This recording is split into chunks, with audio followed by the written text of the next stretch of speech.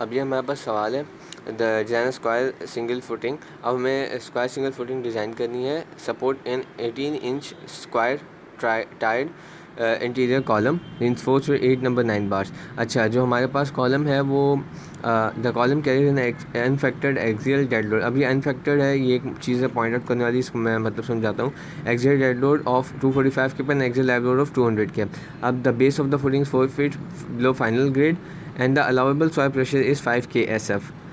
अच्छा, use normal weight concrete weight FDSC 4 KSI and FS 60 KSI। अब हमारे पास जो इफेक्टिव सॉइल प्रेशर होगा वो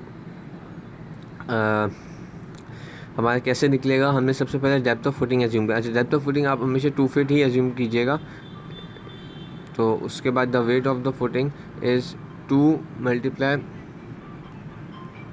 अब हमारे पास जो है वेट ऑफ फुटिंग निकालने के लिए जो आपने डेप्थ एज्यूम किया 2 मल्टीप्लाई 150 करेंगे। डेंसिटी ऑफ कंक्रीट 150 कांस्टेंट होती है, ये याद रखना। तो इससे मल्टीप्लाई कर देंगे 200 PSF आ जाएगा। ठीक है। Assume weight of the soil the top of the footing. Assume the weight of soil is equal to 100 PCF। अब 100 PCF आपने हमेशा सॉइल का वेट एज्यूम कर लेना है, इतना ही एज्यूम करना है और उसको आपने वही डेप्थ से मल्टीप्लाई करना है। 200 PSF ये आ गया। अब इफेक्टिव सॉइल प्रेशर को आपने जो अलाउबल सॉइल प्रेशर 5 KSF इससे माइनस करना। अब ये 5 KSF है किप्स पर फीट स्क्वायर। तो अब किप्स को आप पाउंड पर फीट स्क्वायर में PSF में कन्वर्ट करोगे तो 5 KSF is equal to 5000 PSF। तो ये PSF में है, तो क्योंकि आपकी बाकी वैल्यूज़ भी PSF में है तो इसलिए भी इसको PSF में कन्वर्ट किया। 5000 minus 300 minus 200 is equal to 4500 PSF। अब हम इसके बाद यहाँ हमारा इफेक्टिव सॉइल प्रेशर आ गया। अब हमारे पास एरिया ऑफ फुटिंग कैलकुलेट करेंगे, actual dead loads, actual dead load. अब यहाँ पे बेसिकली हमारे पास जो अनफैक्टर्ड एक्सियल डेड लोड का मतलब ये था कि हमारे पास ये है फैक्टर्ड नहीं है, अनफैक्टर्ड है। मतलब इस पर आपको बेसिकली एक्चुअल निकालने हैं। यहाँ पे आपको जो है dead load plus hard load में यहाँ पे आपको फ़िलहाल जो है वो जो इसके सेफ्टी फैक्टर्स होते हैं वो लगाने की ज़रूरत नहीं है। तो dead load plus live load हमारा 245 प्लस 200 हो गया 445 के। अब एरिया ऑफ फुटिंग होता है एक्चुअल लोड्स अपॉन में इफेक्टिव सॉइल प्रेशर। तो अगर मैं इसको दिखाऊँ यहाँ पे तो ये होता है इफेक्टिव, तो ये हमारा होता है actual load upon effective soil pressure. मैंने यहाँ लिख दिया। तो इसको डिवाइड करेंगे तो 98.9 फीट स्क्वायर आ जाएगा। अब ये हमारे पास एरिया आ गया, आपने साइड निकालनी है, आप इसको अंडर रूट कर दो 98.9 को, तो हमारे पास साइड आ जाएगी 9.94। 9.94 को हमने जो है राउंड ऑफ करके 10 फीट ले लिया। तो अब बेसिकली फुटिंग का साइज़ हमारे पास 10x10 हो गया। तो ये side of footing basically side of footing कह लो, साइज़ ऑफ फुटिंग कह लो, तो 10x10 की है, 10x10, क्योंकि स्क्वायर फुटिंग है तो लाजमी उसका लेंथ और ब्रेथ सेम ही होगी। तो अब ये डायग्राम बनी हुई है पूरी स्क्वायर फुटिंग की। ठीक है। अब इसमें हमारे पास तीसरा स्टेप है नेट अपवर्ड प्रेशर निकालना। वो होता है factored load upon area of footing. अब फैक्टर्ड लोड ये होता है कि अब आपने इस पर जो है वो लगाना है सेफ्टी फैक्टर। तो अब सेफ्टी फैक्टर लगा 1.2 dead load plus 1.6 live load, 614 किप निकल आया। अब आपका नेट अपवर्ड प्रेशर ये होता है factored load upon area of footing. Factored load निकल आया 614 और एरिया आपने यहाँ निकाल लिया था 10x10। तो आप बेसिकली अब यहाँ पे इसका नेट अपवर्ड प्रेशर निकाल लोगे 6.14 KSF। ठीक है।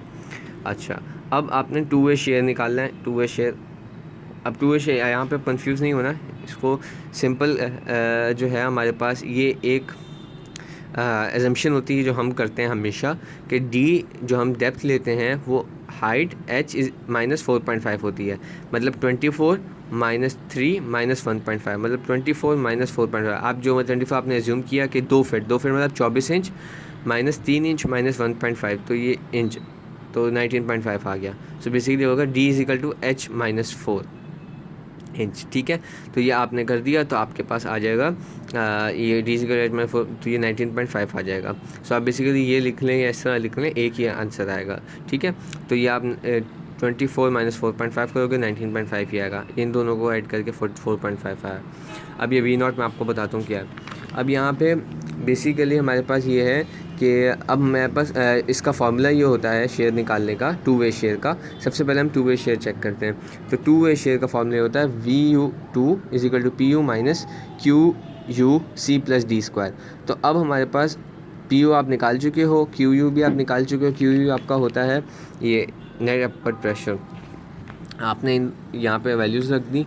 और सी प्लस डी स्क्वायर। अब सी क्या है आपका, क्योंकि सी प्लस डी आपका सी कॉलम का जो था आपको सवाल में गिवन था 18 इंच प्लस 19.5 इंच डेप्थ जो आपने यहाँ निकाल चुके हो, ये 19.5, तो आप सी प्लस डी कर दोगे तो 37.5 आ जाएगा इंच में, और इसको फिट में कन्वर्ट कर लोगे। तो यहाँ पे जब आप लगोगे, क्योंकि सारी वैल्यूज़ ये भी किप, ये क्यू यू भी, ये सब किप पर फिट में ही आ रही हैं, एक के एस एफ में किप पर स्क्वायर फिट में, तो इसलिए आप इसको भी यहाँ फिट में ही रखोगे तो 554 किप आ जाएगा हमारे पास शेयर, 2 वे शेयर। तो अब आपने यहाँ पे क्या करना है, डेप्थ भी इसकी चेक करनी है, ठीक है। डेप्थ में और ये वाला फॉर्मूला नहीं देखो, सिर्फ ये वाला ऊपर वाला देखो। अब यहाँ पे आपने क्या करना है, तो आपके पास VU2 फार्मूला है 4 lambda F dash C bracket under root और बी नॉट। अच्छा, बी नॉट अब मैं आपको समझा दूँ क्या है। बेसिकली आपके पास क्योंकि ये स्क्वायर फुटिंग है, तो आपके पास ये चारों साइड जो हैं C plus D C plus D C plus D C plus D होंगी, तो चारों साइड बराबर होंगी इसकी। तो ये चारों साइड जब एक ही डायमेंशंस की होंगी, जैसे ये एक साइड है, ये दूसरी भी, तीसरी भी, चौथी भी, तो आपके पास ये टोटल क्या हो जाएगा 4C प्लस डी।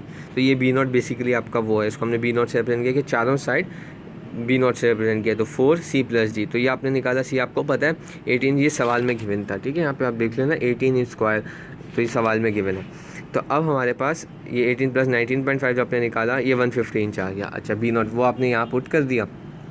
अब हमारे पास आ गया ये D1 निकल गया। D1 जब निकल गया, अच्छा ये 1000 हमने क्यों मल्टीप्लाई किया, क्योंकि हमारे पास ये फिट में चल रहा था ना, किप में सॉरी, तो किप से हमने पाउंड में लेके जाना है इसको, ठीक है। तो छोटे यूनिट में लेके जाना, तो इसलिए हम किप से पाउंड में जाने के लिए मल्टीप्लाई बाय 1000 करते हैं, तो ये मल्टीप्लाई बाय 1000 किया इसलिए हमने, ठीक है। तो 19.46 का आंसर आ जाएगा। सो बेसिकली जब 19.46 आया, तो 19.46 आपका एजम्पशन से कम है। जब एजम्पशन से कम है, ये 19.5 जो एजम्पशन थी इससे कम है, एजम्पशन से कम है, तो ये आपका ओके हो गया, एजम्पशन से कम आ गया तो ये ओके हो गया। अब आप आ जाओ वन वे शेयर की तरफ, ठीक है। अब आपने वन वे शेयर चेक करना है। वन वे शेयर में फार्मूला आपके पास होता है VU1 6.14 बेसिकली आपका QU। अच्छा, यहाँ पे जो हमारा फार्मूला लग रहा था, वो ये फार्मूला बेसिकली ये है, ये हमारा हुआ है वन वे शेयर का VU1 QU मल्टीप्लाई L, जो आपकी लेंथ थी जो आपने ली थी फुटिंग की, L/2 minus C/2 minus D, ठीक है। ये आपका बेसिकली फार्मूला है।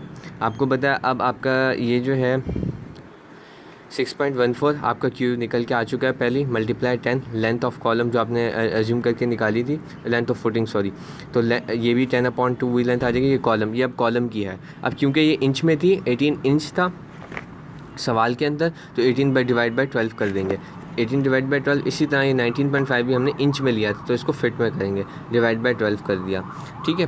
तो अब यहाँ पे ये बाकी सिंपल कैलकुलेशन है आगे, इसको सॉल्व किया तो हमारे पास 161.2 आ गया, जैसे कि अभी आप भी देख सकते हैं, तो 161.2 आ गया। सो बेसिकली ये यहाँ पे जो फार्मूला लग रहा है वो ये है QU multiply L/2 minus C/2 minus D।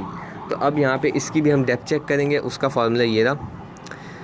यहाँ पे अब ये 0.755 की वैल्यू है, मल्टीप्लाई 2 ये कांस्टेंट है, लैम्डा F'(b), और ये आपका सिंपल, और यहाँ भी आप 1000 से मल्टीप्लाई करा देंगे किप से LB में जाने के लिए। अब यहाँ 14.2, ये 19.5 जो आपकी एजम्पशन थी उससे कम आया, तो ये भी ओके है। अब आप चले जाएंगे आपके 6th स्टेप की तरफ, जिसमें आप बेंडिंग मोमेंट और स्टील रिइंफोर्समेंट निकालनी है। अब बेंडिंग मोमेंट का फार्मूला क्या है, ये है MU 1/2 QU L/2 minus C/2 का स्क्वायर मल्टीप्लाई B आपकी वही होगी लेंथ मल्टीप्लाई ब्रेथ। तो ब्रेथ आपकी कितनी है 10 बाई 10 की फुटिंग आपकी निकली थी। तो बाकी आपका आपने कैलकुलेट कर L/2 मैंने पिछले स्टेप में एक्सप्लेन किया, और माइनस C/2 भी। L आपका length of footing and C/2 column का आपकी जो है 18 बाई 18 इंच जो दिया हुआ था। तो ये आपने किया तो आपका ये आंसर आ जाएगा 554.5 के परफेक्ट, ठीक है। अब आपने RU निकाल लेना है, ठीक है, मोमेंट के बाद जो इसकी फोर्स है। अब MU वही आपने, अच्छा यहाँ पे क्या हुआ है, यहाँ पे बेसिकली क्योंकि आपको इंच में जाना था, तो 12 से आपने मल्टीप्लाई किया, क्योंकि 50 फिट में वैल्यू थी 554.5 मल्टीप्लाई बाय 12 और मल्टीप्लाई बाय 1000 किप से पाउंड में जाने के लिए, ठीक है। तो आपके पास ये आ जाएगा 10 मल्टीप्लाई 12, क्योंकि ये भी 10 फिट था, हमारा फिट निकला था, तो इसको ये मल्टीप्लाई बाय 12 करेंगे, और बाकी 19.5 इंच स्क्वायर। ये आपने जो डेप्थ एज्यूम की थी, ये इंच में ही की थी, तो आपको कन्वर्ट करने की ज़रूरत नहीं है। तो 145.8 आ गया। अब यह आपका रो है, रो आपका रो आपका निकला, रो आपका बेसिकली निकलेगा इक्वेशन 13.14 जो आपका ये फार्मूला है, बेसिकली इस फार्मूले से ये निकलेगा। ठीक है, इस फार्मूले से आपका रो कैलकुलेट हो जाएगा। जब रो कैलकुलेट किया तो आपके पास रो आ गया 0.0028। अच्छा, यहाँ पे आपका एरिया ऑफ स्ट्रेन निकल के गया 6.55। अब इसकी एक मिनिमम होती है फ्लेक्चर। अब यहाँ पे जब आप इसके अंदर जब आप करोगे तो आप 50.9 ले लेना, और इसके अंदर जब करोगे तो 50.75 ले लेंगे फ्लेक्चर में मिनिमम में। तो 10 मल्टीप्लाइड पर वो इंच में जाने के लिए 10 वही फिट कॉलम की साइज़ है, और ये 19.5 तो आपका 7.72 इंच स्क्वायर आ जाएगा। ठीक है, तो अब बेसिकली ये मिनिमम आपकी थी, तो आपका बेसिकली ये गलत आया है क्योंकि आपका 6.55 एरिया स्टिल कम है, तो मिनिमम ही आपका इतना है, तो आपको बेसिकली अब मिनिमम वाला आप एज्यूम करोगे। तो आप ये अडॉप्ट किया आपने। अब आप सिंपल, अब ये वही सिंपल आरसीडी का कॉन्सेप्ट है। अब यहाँ पे हम क्या करेंगे, सिंपल हमारे पास नंबर 7 बार्स हैं, ये हम एज्यूम करेंगे और इसका डाया निकाल लेंगे। डाया इसका आ जाएगा 0.6013, वही 5/4 डी स्क्वायर से 7 स्क्वायर करेंगे 0.6013। अब आपका जो ये आया था 7.72 इंच स्क्वायर, इससे आप डिवाइड करा दोगे इसके डाया को, आपके पास नंबर ऑफ़ बार्स निकल के आ जाएंगे, 13 बार्स आएंगे। तो यूज़ नंबर 13 नंबर 7 बार्स। ठीक है, अब यहाँ पे हमारे पास जो है बेसिकली बेयरिंग स्ट्रेंथ निकालनी है। ठीक है, अच्छा बेयरिंग स्ट्रेंथ जो निकालनी है वैसे तो अब इसमें आप क्या करोगे, N1 इसको रिप्रेजेंट इसको जो हम डिनोट करते हैं वो N1 से करते हैं। अच्छा, N1 क्या है, bearing strength at the base of column. ठीक है, अब कॉलम आपको पता है 18/18 इंच का है। ठीक है, सवाल में गिवन था। आपका N1 का फार्मूला ये रहा 50.85 FDC A1 आपको पता है 18/18 है, ये आपने 0.655 की वैल्यू यहाँ पे लेनी है और 700 सेक्शन कितने का लाएगा। अच्छा, यहाँ पे आपने जो है बेयरिंग स्ट्रेंथ निकाल लिया N2 ऑफ फुटिंग। अच्छा, यहाँ पे जो है बेसिकली N1 आप N1 पुट करोगे और A2 ओवर A1 पुट करोगे। A2 क्या है, ये रहा। ठीक है, और A1 आपका क्या है, ये आप निकाल चुके हो। ठीक है, अच्छा क्योंकि ये 10/10 फिट में था, ये आप इंच में करने के लिए 144 जो है इससे कर दोगे मल्टीप्लाई, क्योंकि 12 का स्क्वायर 144 होता है। ठीक है, इंच में कन्वर्ट करने के लिए तो 14,400 आ गया 324। तो ये जब इसको इसमें रखोगे 6.7 ग्रेटर देन 2, इस कंडीशन को ये प्रूफ नहीं कर रहा, इससे बड़ा आ रहा है 2। तो अब आप क्या करोगे, आप सिंपल यहाँ पे N2 = 2n ले लोगे, 2n1 ले लोगे। तो 2 मल्टीप्लाई n1 की वैल्यू ये 716 कैप्स।